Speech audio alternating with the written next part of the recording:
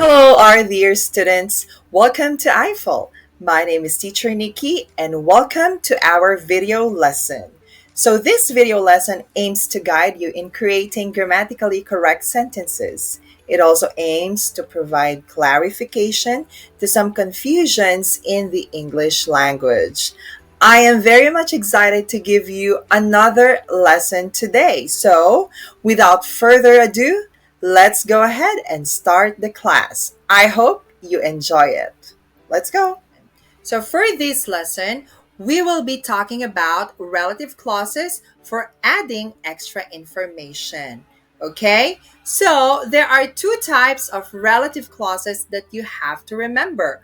We have defining relative clauses and non defining relative clauses. Defining relative clauses give information or important information to your sentences. That's why we cannot just remove them in the sentence. Non-defining relative clauses, on the other hand, are sentences or clauses that are not very important. We just give extra information to your sentences. Let's see some examples here. The woman who lives next door to me is a doctor. Grace works for a company that makes furniture. We stayed at the hotel that you recommended. Non-defining, my brother Ben, who lives in Hong Kong, is an architect. Anna told me about her new job, which she's enjoying a lot. We stayed at the Park Hotel, which a friend of ours recommended. So, in these examples for the defining relative clause, so it tells you which person or thing the speaker means. Okay, example, the woman who lives next door to me, it tells us which woman we're talking about. And a company that makes furniture tells us what kind of company we're talking about here. So the hotel that you recommended tells us which hotel we have here. For non-defining relative clauses, so the relative clause do not tell you which person or thing the speaker means. We already know which thing or person is meant, okay? Like for example, my brother Ben, Anna's new job, and the Park Hotel. The relative clauses in the sentence give extra information about the person or the thing.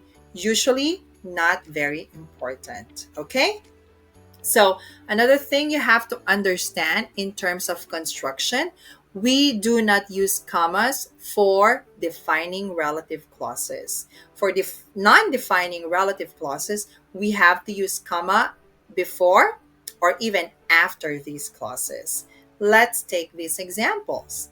We know a lot of people who live in London. So no comma. My brother Ben, comma, who lives in Hong Kong, comma, is an architect. All right? Next one. In both types of relative clause, we use who for people and which. However, for defining relative clause, we use that, okay? For non-defining relative clauses, we cannot use that. However, we can still use who or which, okay? Now, do you know anyone who or that speaks French or Italian? Grace works for a company which or that makes furniture. Non-defining, John, we cannot use that, so therefore we use who. Who speaks French and Italian works for a tour guide, okay? Or works as a tour guide. Anna told me about her new job, which she's enjoying a lot, okay? Now, you can leave out who, which, and that when, okay, it is in the object form under your defining relative clauses. But you cannot leave out who or which when you have it for object for your non-defining relative clauses. So let's see the examples here. So we stayed at the hotel you recommended. This morning, I met somebody I hadn't seen for ages. So I can just remove who or that in this case. Now, next one. We stayed at Park Hotel which a friend of ours recommended. So I cannot remove which there because it is non-defining. This morning, I met Chris, who I hadn't seen for ages. All right. Now, who I cannot remove. We do not often use whom in the type of defining clause. Now, for non defining, we can use whom, all right, for people. This morning, I met Chris, whom I hadn't seen for ages. Do you understand? Okay. Now, in both types of relative clause, you can use whose or where and where. Okay. Now, we helped some people whose car had broken down. What's the name of the place where you went on a holiday?